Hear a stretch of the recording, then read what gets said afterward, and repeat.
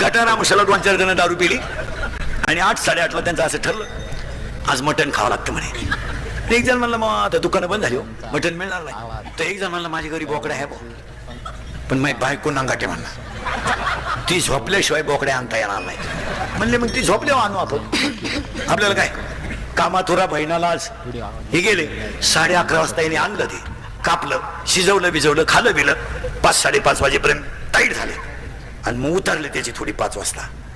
ती निघालं घरी गेलं, त्याची बायको अंगण झालीत होती. त्याने पाहिलं शिवाय देते का काय, बायकोने पाहिलं पण त्याला बोकडा दिसला. बोकड तो खुट्यालाच होता, त्याला घामच आला. तो बायकोला म्हणला इथं बोकड कस काय ग? ती म्हणली बोकड्याचं मरू द्या, रात्री तुम्ही 11-11:30 येऊन